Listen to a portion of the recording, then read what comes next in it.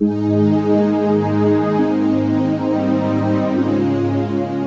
tient sa parole. Le prophète est dit dans le 125e paragraphe. Observez nos églises. Alors qu'il y a quelques années, on avait des églises de la sainteté à l'ancienne mode. On tenait ferme pour Dieu pour la droiture. Les femmes s'habillaient, se comportaient comme des dames. Les hommes s'habillaient, se comportaient comme des hommes. Les gens allaient à l'église le dimanche matin. On faisait des réunions de prière qui duraient toute la nuit. On faisait des réunions de prière à l'ancienne mode. On avait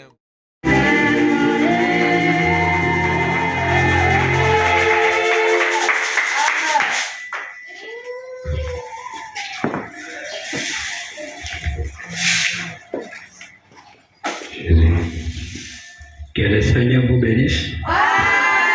Que le Seigneur vous bénisse. Azélia Kenda la Gisabi Sogabo. C'est comme ça. Soyez bénis là vous êtes. Le monde dans son colloque c'est besoin de diminuer bino boye. Et c'est maman qui a pu le belanga d'abord. D'où est parti cet argent? L'objet de ça qui est bon côté. Il n'en est pas ainsi. L'objet c'est un moment que ça qui l'objet. Et les qui t'en ont allé là. Bon le d'abord. Et c'est quoi qui est wapi? Et si on a. Les lobes se pèlent parce que les autres se pèlent bien. Lelo tokosepela malamu nalagaki bino yango pourquoi toza likolo ebongi totanga liloba na nzambe totanga liloba na nzambe lisons la parole de Dieu totanga liloba na nzambe lisons la parole totanga buku na biso totanga tiango lobi buku ya Esaïe chapitre 60 Isaya mokapo na tuko motoba. Après aussi matin on a Agai. Parce que aussi matin qui a ngote dimanche. Isaïe 60 premier verset kokita. Bible lobby. Lève-toi, sois éclairé. Car ta lumière arrive. La gloire de l'Éternel s'élève sur toi. Voici les ténèbres couvrent la terre. L'obscurité couvre le peuple. Mais sur toi, l'Éternel s'élève. Et sur toi sa gloire apparaît.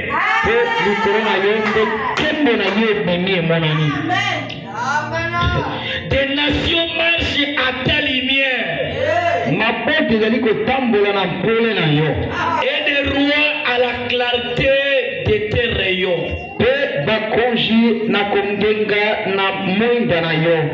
Porte tes yeux aux alentours et regarde. Tous ils s'assemblent.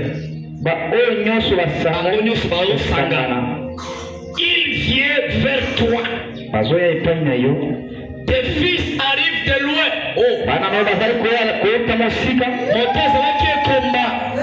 Celui qui est testéré. Je te dis que tes fils viennent déjà. Ils viennent déjà. Tu ne l'as pas bien entendu. La Bible t'a promis. Les enfants arrivent. Tu tressailleras alors. Tu te réjouiras. Et ton cœur bondira et se dilatera. Car les richesses de la mer seront tournées vers toi.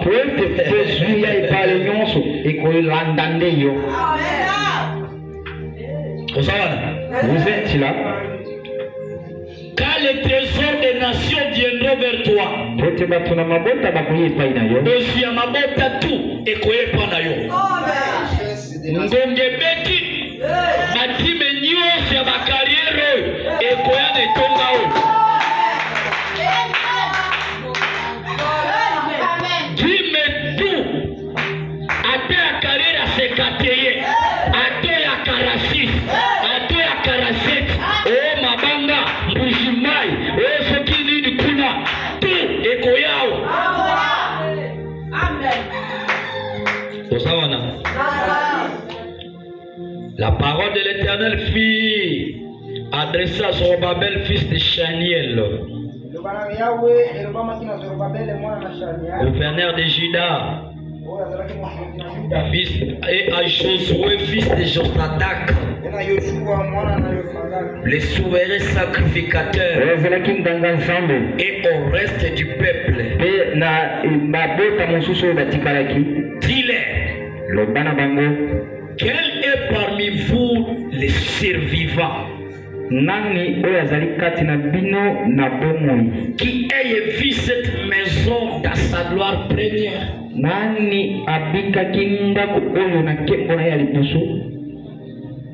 Et comment la voyez-vous maintenant? Telle qu'elle est.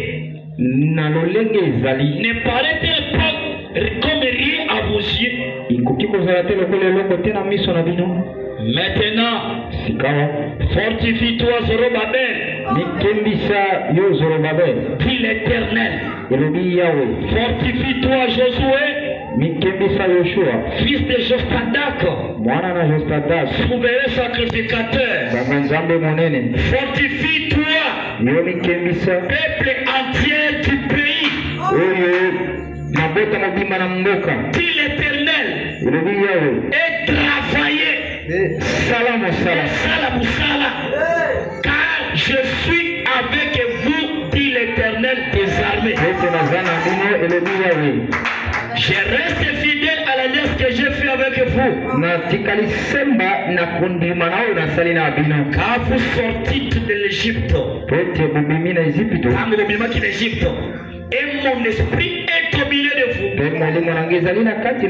Ne craignez pas, car ainsi parle l'Éternel des armées.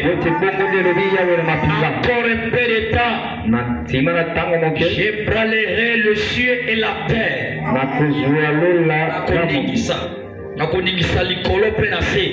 La mer elle est sec. J'ébranlerai toutes les nations. Les trésors de toutes les nations viendront. Et je remplirai de la gloire cette maison. Dit l'Éternel des armées. L'or et l'argent appartient à moi. Dit l'Éternel des armées. La gloire de cette dernière maison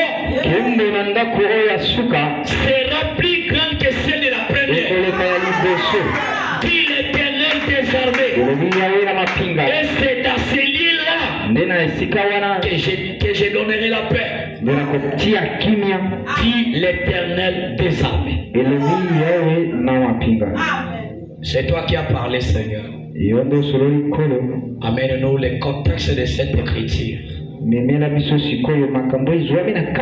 Enlève-nous la distraction.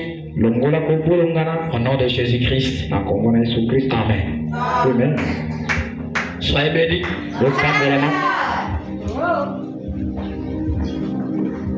La nouvelle saison. Nouvelle saison.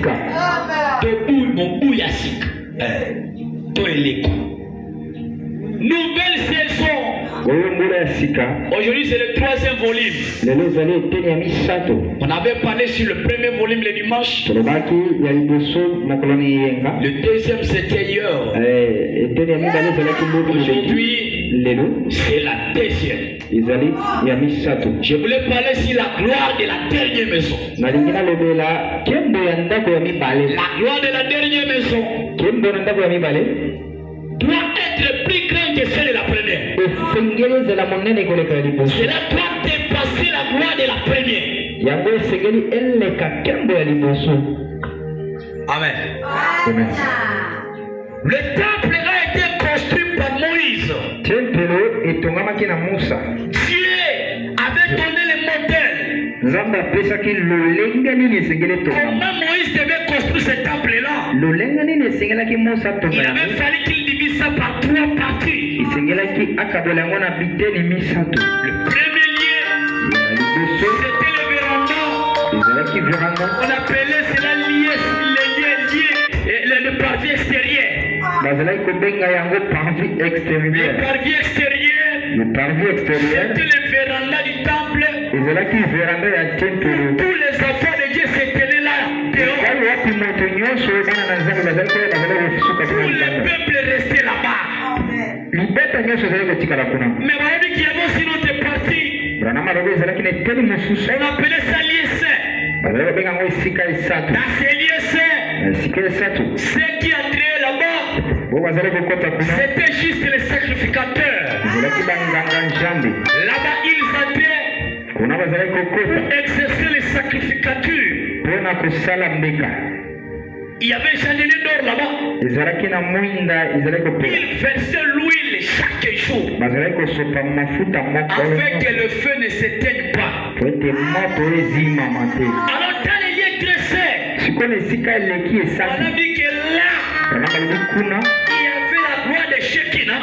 ezalaki na nkembo na Shekina Et par là, mpe kati na mobu il seul sacrificateur est entré là-bas. Un nganga seul Nzambe sacrificateur moko azalaki kokota kuna pour explorer, pour demander la grâce pour le peuple. mpona kobelela ngolu mpona mabota. Mais on a dit que cette maison-là Kasi Branham alobi ndako yango wana n'avait pas de gloire.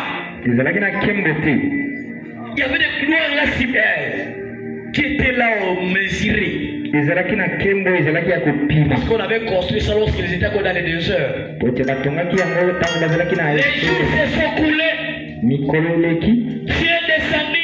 Nzambe akiti Il a dit à Salomon, alobi na Solomon j'avais dit à ton père alobaki na tata na yo que ce n'est pas lui qui va construire pour moi ma maison. aloba ye te nde akotonga ndako na nga Parce que sa main était pleine de sang. po ete maboko na ye etondaki makila. J'avais dit que ce sera toi Alobaki nde yo qui va me construire la maison. oyo akotongela ngai ndako. Regardez Tala la gloire de la première et de la deuxième maison nkembo na ndako ya mibale avait dépassé la gloire de la première maison. elekaki nkembo ya ndako ya liboso. Parce que écoutaki peuple bazala bomoko. Parce que cela trouvait le peuple dans l'unité. Zambe honoraki Salomon. Dieu a honoré Salomon. Zambe Dieu, na likabo batekika cha Salomon. avec les deux qui étaient en Salomon, Bitumbe ezalaki te na il Israël. y avait les guerres et la guerre, il n'y avait plus Ezalaki de na guerre. kembo na kembo. C'était la gloire de gloire. Te ntango ayaki na Afrique. Jusqu'à ce qu'il est venu dans Mwana mwasi Ethiopia wana. la femme éthiopienne, Reine ya Midi. la reine de Médie, Abimaki na Afrique kokende na Israël. elle a quitté l'Afrique pour aller en Israël, Na Zambe na Israël. pour voir le Dieu d'Israël. Frère, Nebo. Branham alobi. Frère Branham dit, Salomon azaki na likambo ya grave te. n'avait pas un don là spécial, Mais eloko epazaki sango na ye mais ce qui lui a fait renommer, ezalaki peuple. c'était son peuple. Peuple bali kopanza sango. Son peuple a fait répandre sa vie. Okoza na likambo awo. Vous pouvez avoir un don ici. Okoza na likambo awo. Vous pouvez avoir un don ici. Soki bozali tout autour na ngo te. Si vous ne venez pas soutenir les dons, Likambo wana ekoyebana kati na kati ya mboka. les dons là ne seront pas reconnus Mo de ce likambo ya côté. luka eyebana na contrôle. Pour que les dons de Luc soient reconnus Eboki de ce bino na côté, bo soutenir likambo wana. il faut que vous souteniez ces dons. Bo soutenir likambo wana. Et vous soutenez les dons. Salomo bali kokumisa ye. Salomon, non, on lui donnait la gloire. Azalaki mpe na likambo te ya te. Il n'avait même pas le don de prêcher. Olukumisa ye. On a commencé. Samba ekutala biso. Dieu est Samba venu. ekutala biso. Dieu nous a Epa na biso. Tozala nzambe. Likambo ezali. Likambo ezali. Balobi basango bali koleka. De pouce à l'oreille. De pouce à l'oreille. De pouce à l'oreille. Jusqu'à ce que parvenir la femme là est tombée là. Elle a dit qu'est-ce qui se passe là-bas? Depuis que j'ai attendu les gens, juste que c'est quoi qui se passe là-bas? Pendant ma vie, Kotuna Sambo. Branham dit, elle était partie demander au prêtre. Elle a dit, prêtre, j'ai attendu que la il y a quelque chose qui se passe là-bas. Vous pouvez permettre d'aller visiter. Branham dit, mon dimiasso, celui qui connaît qu'il a l'esprit de Dieu ne peut pas voyager sans consulter son pasteur. Sans consulter son pasteur. Il a dit, prêtre, dis-moi d'abord, est-ce que je peux y aller ou pas? Le prêtre me dit, n'allez pas là-bas. Ce sont des fanatiques. Ce sont des fanatiques.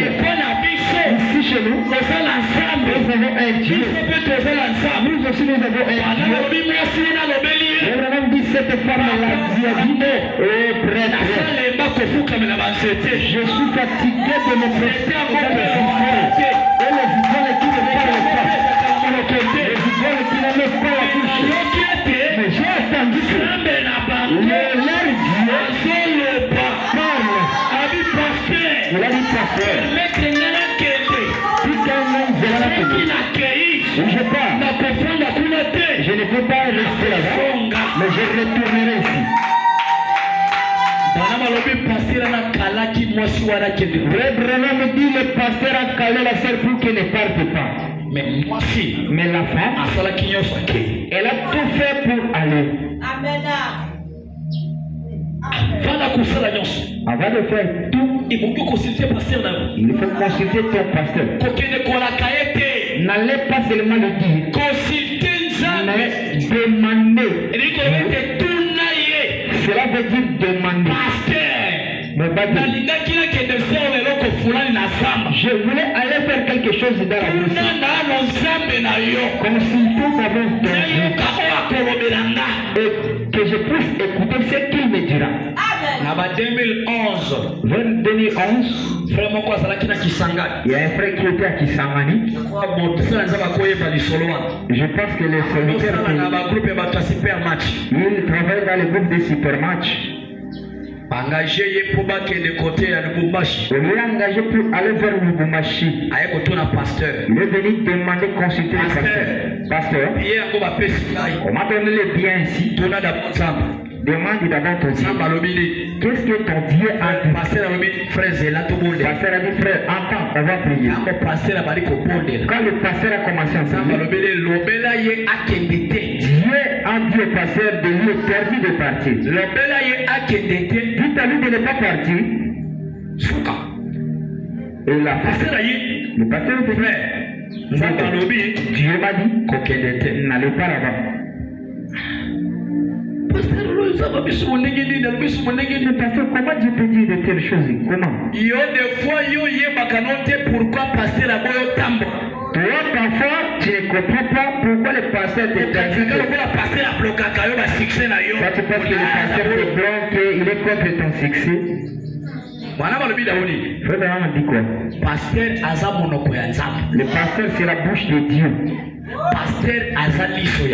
Le pasteur, c'est le lait de Dieu. Si le pasteur a refusé quelque chose, sache-le bien que le ciel aussi a refusé. Mais Dieu l'a refusé, oui. Mais il y a une pression pour le travail. Et lui aussi une pression pour le travail. Le pasteur est venu, frère. Dieu l'a refusé. Nous ne pouvons pas modifier ce que Dieu a dit. Il a dit ça va. On va retirer les billets. Il est parti retirer les billets. On lui a donné son argent. Quand les gens ont pris l'avion pour aller, et l'avion a fait la crash, cela a tué beaucoup de personnes. Dans cette époque-là, il y avait un avion qui était... Quand le pasteur a entendu, frère Yaka. Il a appelé le frère, il a dit frère viens. On m'a dit pourquoi ça m'a dit ok. Tu vois pourquoi Dieu a refusé ton voyage? Le col a yosa a mis sauvé à mon job. Comme tu as seulement les yeux là charnels. Ça tombolo mis sur mon lit. On a déjà trouvé tes yeux spirituels. Il est contre mon succès. A été le meilleur à ma Il est pas que moi j'ai prospère. Votre prospérité nous a quittés. Oh, la prospérité que vous passez là, c'est charnel. Prospérité, oh, ils qui conduit à cet esprit et ceux qui sont là. La prospérité qui marque la conduite du Saint-Esprit, c'est en vous. On s'entend bien. Mais oh, moi aussi à midi wana. Mais pour la femme là de midi, c'était d'une autre manière. Voilà, mi pasteur à boya qui a qui est pour la zoua. Vraiment, le pasteur lui avait cassé parce qu'il avait la haine.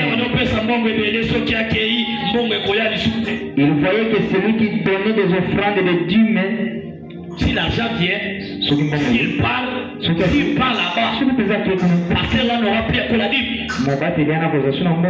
Moi, si wana baniko tambo. Cette femme a commencé à sillonner. Atamboli na biliki. Elle a marché dans les déserts. Et sauvé. Babandi bazalaki. Il y avait des bandits dans le désert. Ismaël bazalaki na côté wana. Les affaires d'Ismaël étaient. Mais voilà, malgré cela. Brandi ata Samba batela ki mona mosi wana. Tetango bakomaki. Dieu l'avait protégé jusqu'à son arrivée. Batela ki Dieu l'a protégé. Pour voir la sincérité de son cœur. La chose que tu dois faire, avant de faire quelque chose, demandez d'abord la volonté de Dieu. Tu as quitté tes parents, est-ce que c'est la volonté de Dieu? Toi tu quittes l'église comme ça, est-ce que c'est la volonté de Dieu? La voyage est venue et toi aussi tu quittes comme ça. Toya Salomon et Fulukaki tango peuple basangana qui tout autour. Les dons de Salomon étaient répandus au moment où les peuples sont venus. Mosakoli bana malobi soki te makabo zamba pesa biswa. Si nous parvenons seulement à honorer les dons que Dieu nous a donnés ici, Zambe akosala na kati na nguya moko ya bosakana te. Dieu va manifester sa puissance. Branham dit soit comme cette affaire-là. Elle était chez Naman. Naman souffrait de la lèpre. Il ne connaît pas quoi faire.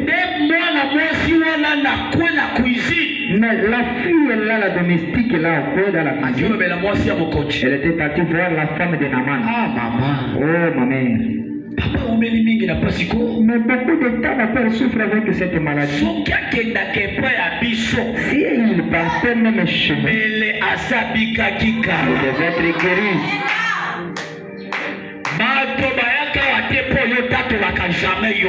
Les gens ne viennent pas ici parce que toi tu ne témoignes pas là-bas. Comment les gens viendront ici au moment où tu ne témoignes pas? Si tu veux que les gens viennent ici, témoigne d'abord Dieu par ta bouche et par sa vie. Parce que les femmes qui ne savent comment il va tout prendre mon fils. Ah oui. C'est Dieu qui est là.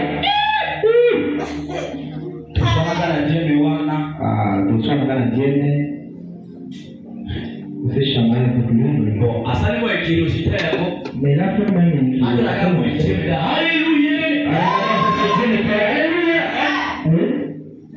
Avec Dieu qui demande, et puis on va partir là.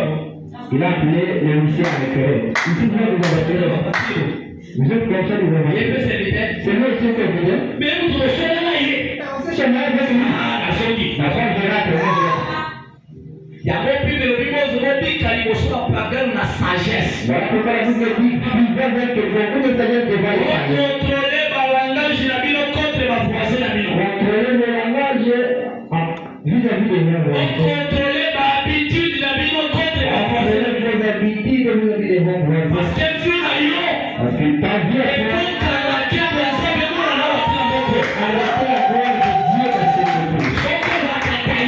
si tu es Taïchi, si tu es la jeune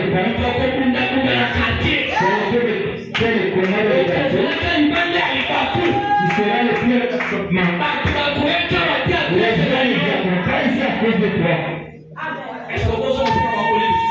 Tu peux rentrer demander le pardon pour passer. Je peux me parler. J'aime souvent donner ce témoignage. Parce que j'aime vivre à un zéro. Et pas une belle famille. Dans ma belle famille. Ma voisine a beaucoup de qui va dans J'avais regardé tel les enfants de Dieu. Avant de l'appeler l'église, mon corps. Il le prie dans une même église. Oh, il y a tout le monde à dater. L'autre est. Mais beaucoup d'entre tout le monde a un problème. Mais c'est l'autre est là de l'autre côté. Ceux qui ont le problème, doivent faire des kimia aussi mis à bout. Si lui crée des problèmes, l'autre ici doit rester calme. Oh, il y a des familles à belle famille. Ici, chez ma belle famille. Mon colomonco, les gens de l'autre côté. L'action est venue comme ça subitement. Il y avait le dispute qui a commencé à insulter.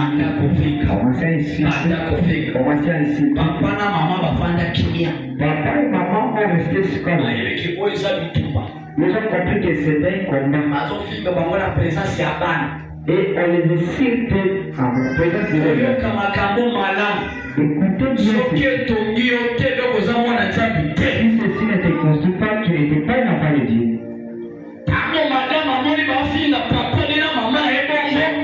Au moment où ma femme a vu qu'on avait insulté son père et sa mère, elle s'est levée. Elle est venue défendre. Tu peux être content au moment où on insulte tes parents. Elle s'est levée et a traversé même la route. Qui es-tu pour insulter mes parents? Parce que tu es d'abord parent.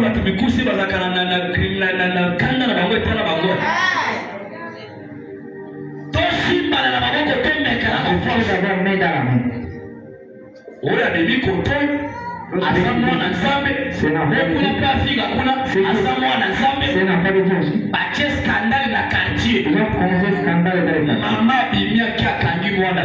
La maman est partie retirer son enfant et écoutez la réaction de papa.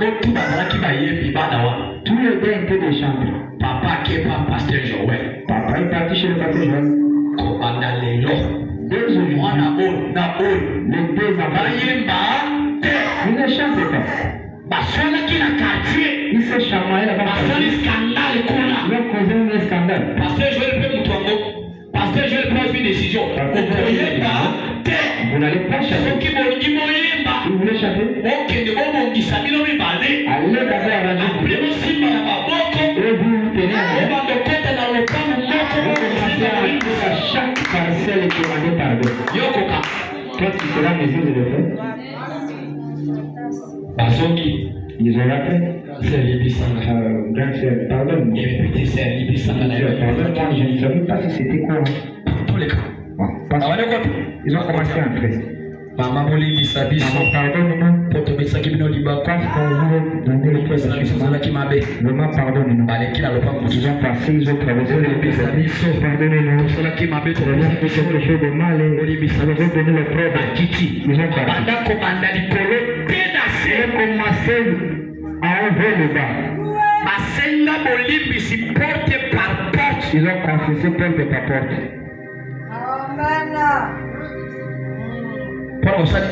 Pour faire quoi? Ils ont trahi la parole. Lorsque tu te chamailles dans ton quartier, cela ne te dérange pas. Ils ont fait cet acte. Et les gens de ces quartiers se convertissent vraiment.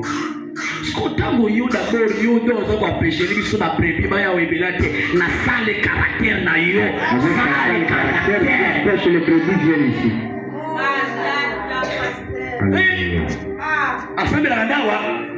Il peut aussi. C'est une église qui va tirer. T'as la changé. Change ta manière. Si papa partira chez nous, il sera guéri sans maladie. La femme a écouté. Naman. La servante l'a dit. Si tu parles chez elle là-bas, je vais te guérir avec cette maladie. Ok. Naman il est parti chez le roi.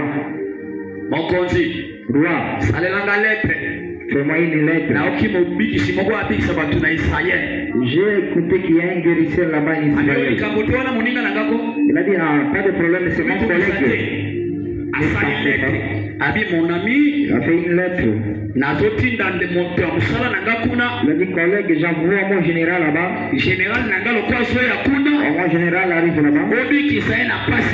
Il faut le guérir. Naman a amené la lettre. Il a trouvé le roi d'Israël. On lui a accueilli. Quand le roi a lu la lettre, le roi était capable, il s'est fâché. Il s'est fâché. Il a dit, comment? Est-ce que moi je suis un guérisseur? Il ne me crée pas de problème. Il ne crée pas de conflit pour que la guerre commence. Il a déchiré son habit. Il a dit, allez. Ici moi je ne guéris pas.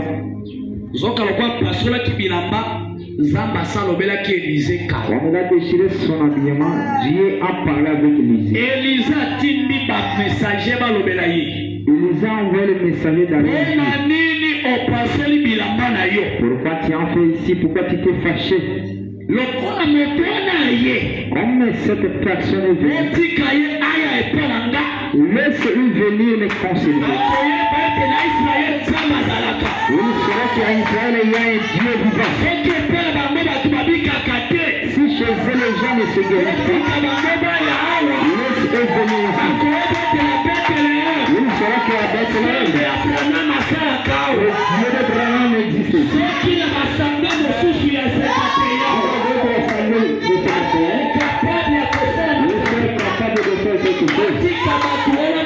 Laissez ces gens-là viennent.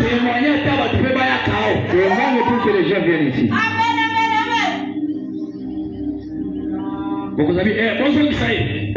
Retournez. Amène-lui chez Élisée. Ils ont venu. Élisée n'a même pas descendu pour venir voir le général.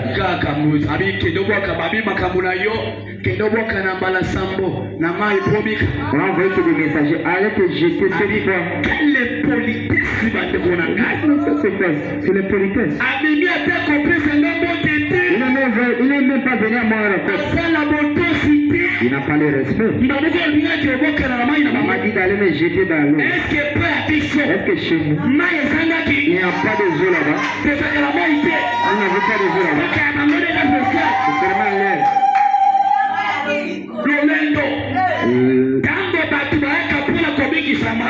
Quand les gens viennent ici pour être guéris, il y a l'orgueil qui les accompagne. Retournons. Retournons. C'est les politesses qui n'existent pas. On ne les a pas montré comment qu'il est l'héros.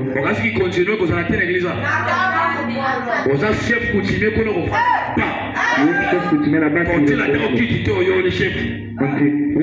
monter ici. Oh, c'est moi le ministre. C'est moi Fatih Beton. Et le huissier aussi. Je suis le huissier.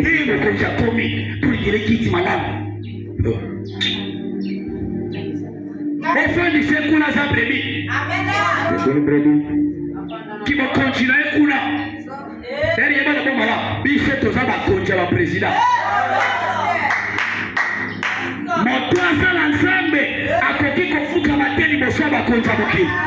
Celui qui a dit ne peut jamais se prosterner devant le roi de ce monde.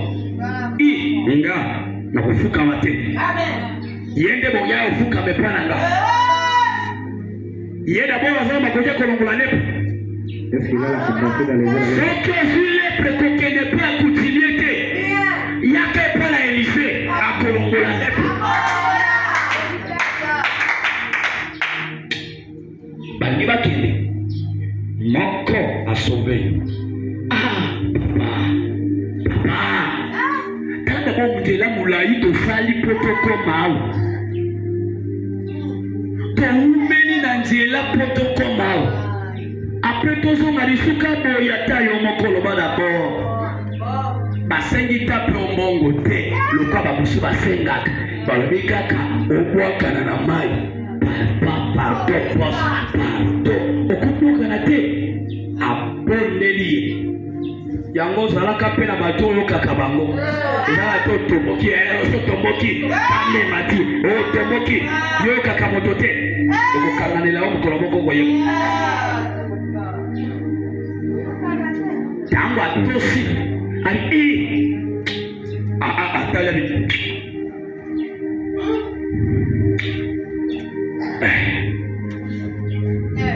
Abita lo baboni.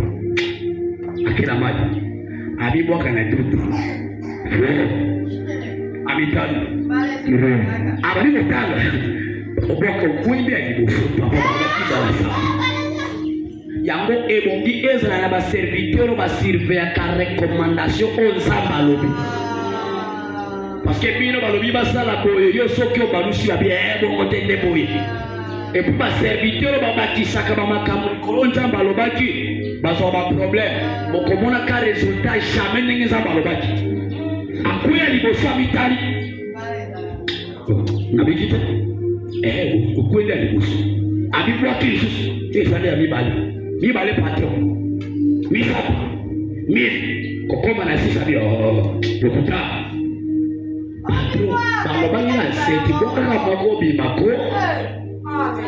Frère, soki d'abord honoré pasteur Nabinote, sangonaye et kopanze makali bandate.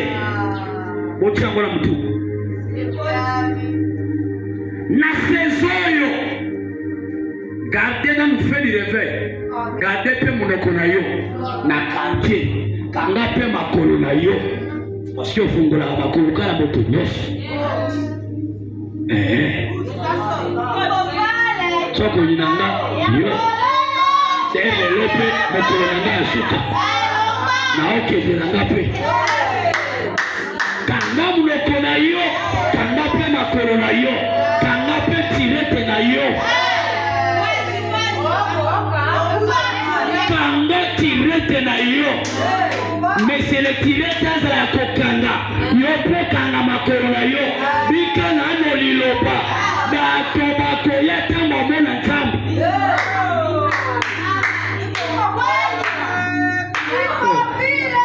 yo amonta liboso yokisaka biso soni drapeau ya message ese kita na kodro bato batala bato bawata bamessage yango openza soki akoti lolanga mpe nakoti ko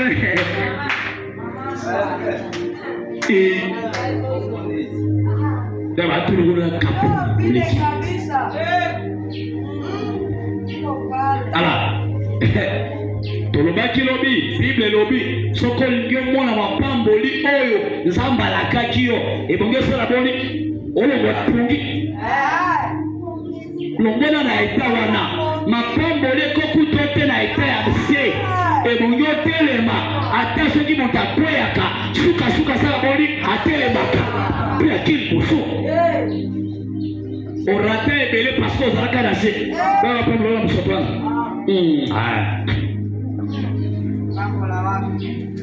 On parle de l'eau jamais. Saison yo, et ça saison qu'on travailler. Balobeli, Zorobabé, la ville, l'obéla peuple, ma sala bonne va travailler. Yo, l'ingaka qu'on travaille pour l'ensemble. Kobenga batubaya, ils ont la kate. Bana baobi cet esprit ba pesa biso o bozwa tiambo di mashao soki ememi batepo na Christ te osala musala ya pam babikisi yo pe kobikisa ba mosusu travailler kende kobenga ba maladi baya kende ko inviter batu baya soko za la katoko toko ozamona ya nzambe leka ta osenga bango bolimbisi yo lokolo zama sokanga batu ebele na motema na kosolution te na kosona ote okula komala koseka na ngate okula kosa bonjour na ngate okula kosa bonjour na ngate okula koleka ko ba mbanda moko boye ata témoin de Jéhovah le catholique bango bapimela ba okala ngate taliki bwa ntuma kula chemu na pour régler ma cambonabi.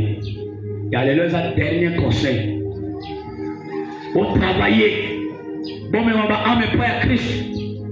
Pour travailler, pour qu'il y ait des leçons. Tango ya kobi mana pongi ebeki. Bima na pongi. Bima wapi na pongi. Yo bongo mi makabatu chaque mois. On fait la bila na serviteur. Na ça me mis combien? Na cette face, na memi combien? Na samona nzambe, na memi combien?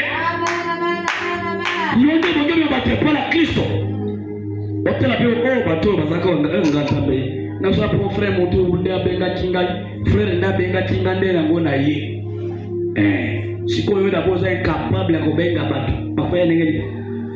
Et d'abord mape. Bongola maloba. Sezo yango esebeti. Sezo ya ngolu we permettre le sala musala bon travailler pour na nzambe ba wisho bazali banda makota awo ba koyoka makambo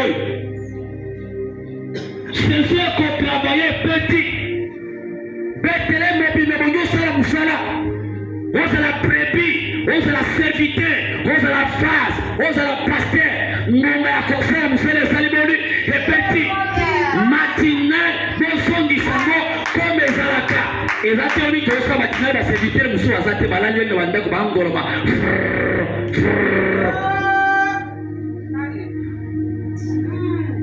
tino boni makekela alakisaki biso bongo te ye mpe amemaki vision ya bongo te retour au commencement retour retour au commencement bolembu olibota na ngekolia nini bakona furaha sana ekula furaha yango bozo peta mala babo bokauki moko sakana te parce que oyibeta te ningo tambula na nzambe moto ayezangi koyeba ninga tambula na nzambe azo ba difficulté c'est ça que travailler beti c'est ça ya ko travailler beti na ba famille na bino bobonde la kalisufu te bon de la qu'assemble jamais. Totangelo comme quoi Bible zolo.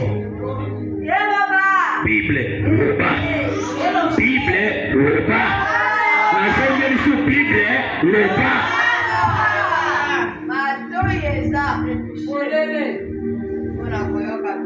Dans Deutéronome chapitre 6. Deutéronome chapitre 6 verset 5 à 9. Bible elobi tu aimeras l'Éternel ton Dieu de tout ton cœur, de toute ton âme et de toute ta force. Et ce commandement que je te donne aujourd'hui sera dans ton cœur. Tu les inculqueras à tes enfants. Et tu en parleras quand tu seras dans ta maison. Quand tu iras en voyage. Quand tu te coucheras. Et quand tu te lèveras. Les lots est difficile au coup de papa et de bota à Sangishi Moshine la bana à taille de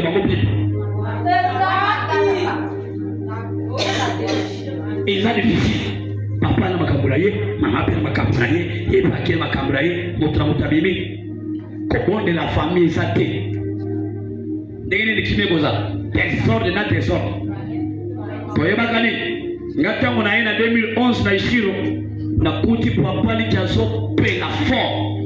Akanga bane continue tout service ya 7 jours. kozonga ezalaka te. Balala na église bamela kabui na pokwa kolala na kopondela apondela na bango na bisengi ezalaka bafraze te na ekodime boye frère tosonga na epandeli mpona ye ce n'est pas encore fini akofongela su makambo wana o agckei ekei te akofongela ngo tozali totanga Branham abakisa makambo ya bien. Branham abakisa makambo ya bien. Wana Bible selobi. Bible lobi okolinga yawe nzambe na yo na motema no mobimba na makasi na yo pe na moloko na yo. Liloba nzambe ebongelo belango bana na yo. Bozana ba trouble na foyer na bino parce que bobonde la kesika moko te botangi la kabala pe ma comité tango biso to bambo ko ndo tangi la soma kobi batangi makoyi babonde sikoyo patazo kende alali bana pe bakira bandaku na bango des fois tata ke kolala bana bazali banda des fois bana balala tata soki na bute problème. Des fois tata zola bana balala tata kyota la match problème. Nanu tea wa molimo ya match sina lo kacha ba frère te. O totala ki Barcelone. O Real ne zabe talero. Yena Real égale combien? Yena Barcelone égale combien? Réveille-toi. Frère, match mo kombe kombe. Oh.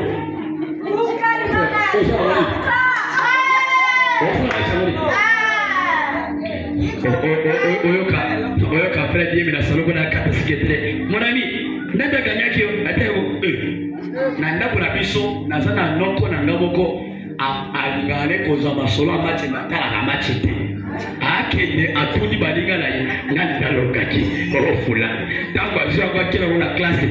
Alokuta azopeta tebalo kwa sakila kata sana.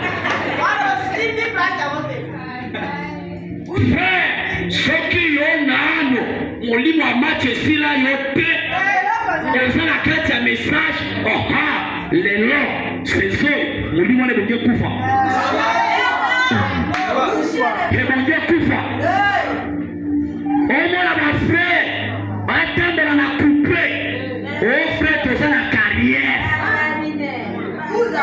oya yo bika kalilo bakaka ao kama ozana carrière comme paye que jamais otambola na kilote o Bible benja ngo kaleso ya kati kilote za kabilamba ya kati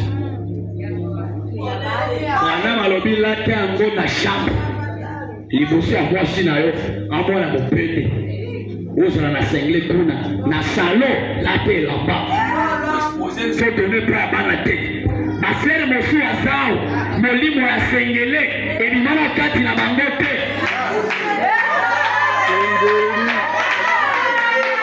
sengle asinda na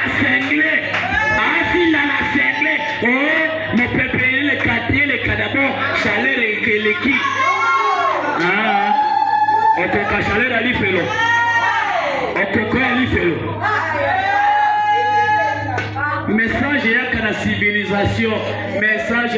civilisation Saint-Esprit yaka na civilisation etika kabatu bazala les mêmes que epongo la kabango eza kwa mosala lobaki parole ezaka na puissance ya transformation soki Saint-Esprit eyaka kwa moto écoutez la mèche et le camo écoutez la pantalon et le moli écoutez la coupée et le moli epongo la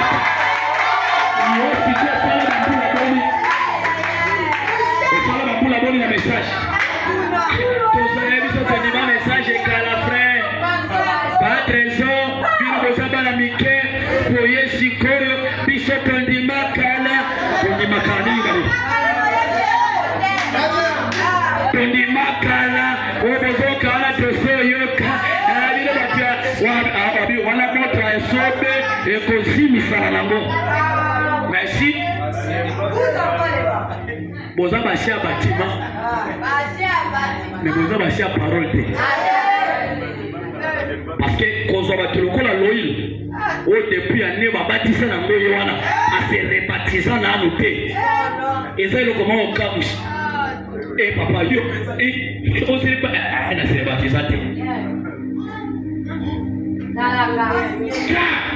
frère c'est sûr que travailler en moi zongisa moto te la famille na yo soki vile prière kufaki na foyer zongisa yango ata soki papa azalaka te yo moko papa yo moko mama zwa bible vandisa bango tanga tondela oh frère oyebi papa sakima bana oyo akenda na ye ndesi prana malobi mobali ndazaka azalaka malam siko mama zanani oyebi na bote ke mama zaka associé à pasteur tata nzamba apambola yo apambola yo nga mokolo na nga suko yininga ya metala nge metali yo nga na okende na nga bosongisa moto na bafoye na bino bosongisa moto vie de prière kima bopondelaka susu te bino bozoba baproblème ebele mikolo yango yesu akoya na mokili tozwa au commencement il n'en était pas ainsi donc elle comprend makolo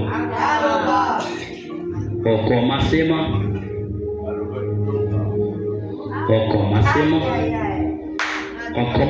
il n'en était pas ici.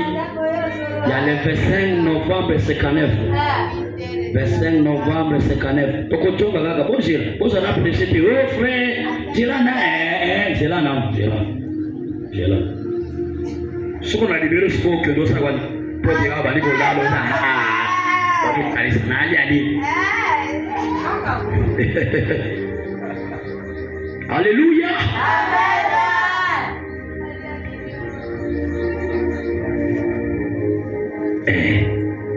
Paragraphe 8 partie B. Paragraphe 8 partie B. Na ubadilisho la kibomote kutanga muombeteni ya mbali. Ce soir, j'aimerais dire qu'il y a beaucoup de choses dont je suis reconnaissant. Je ne sais comment rendre grâce à Dieu. Tant de bénédictions. Rassurez-vous. Rappelez-vous de cela. Si votre église a une réunion, assistez-y.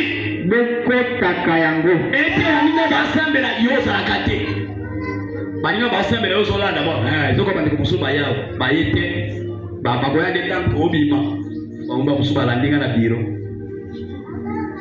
frère assistez-y bokotaka chaque réunion ko salema zalaka présent boni rate balanda bino lokola bana mikio bakimi 49 bakena nyanya ila kwa mwano ya mwasi ayi bali sikapura bibi bana babuti baebite nde bakyo lale mwana nango kimini nozoga te nde ba ton frère oyo na suno samu te pona ni nango kutiyo assistez-y rassemblez la famille asseyez-vous. Prenez la parole de Dieu. Lisez-la. Parlez-en à vos enfants. Dis-leur que cette nation a été bâtie sur quelque chose comme cela. Nos aïeux qui avaient combattu pour nous libérer avait quitté l'autre monde afin que nous ayons la liberté d'adorer. La liberté d'expression.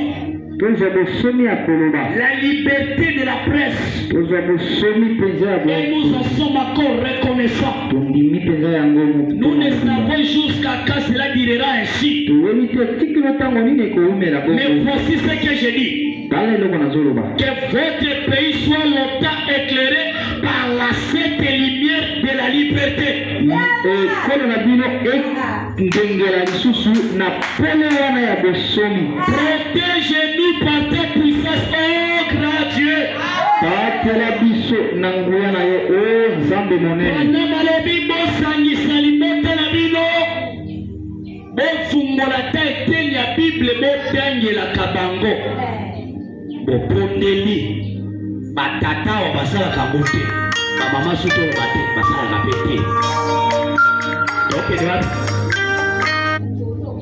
bozongisa batu na nzela, bozongisa bana na nzela, bozongisa lumière na foyer na bino. Songa soki ezongi kembo ya Nzambe kozala. Moto nyonso asonga na musala na ye. Moto nyonso asonga na musala na ye. Bible lobi alakela mamabe moto ya zosalela Nzambe na bolembo. Yango na bandako na bino surtout ba serviteur bozala malédiction oui na koloba na ngai. Oh abaki te ba na koloba. Bozala malédiction parce que bozala Nzambe na négligence. Lelo ye lobi oyete. Lelo kuno ye lobi kuno yete. Ofandi kwa na ndako. Yo ozala problème. Olinyiza bapa oloza bepando. Quelqu'un d'autre prêche la parole. Je pense que toute personne devrait se tenir à son poste du devoir.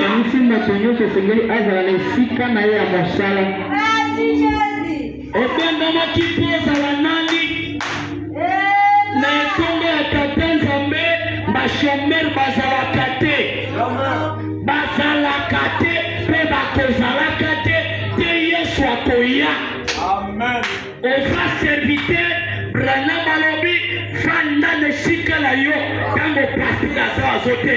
Amen. Tango bi toute personne et panye moto pasteur bonja fanda ushi azalakuna administrateur azalakata sana ale bavazi pe bazalawa bayembi bazalawa ete moderateur azomata bon moderateur akope bayeba koyemba to atrabi bayembi bazalawa bayembi botinda jembo bayembi bazata ozafa frère boye korisa batu koyemba boye korisa batu kobeta sete boye korisa batu kobeta tu frère oyo tango na beta tu Nzambe alobi boye korisa ye tango na vanda Nzambe alobi boye korisa frère oyo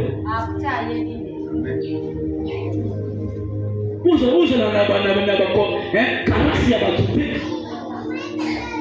brana wabi moto nyonso aza na poste na ye tona kilte matinal basali ndambu nde bazaba musu aza bana bilanga babusu bako bala na ko bangolo babukolaka banzete après l'église zalaki parabine boni kuna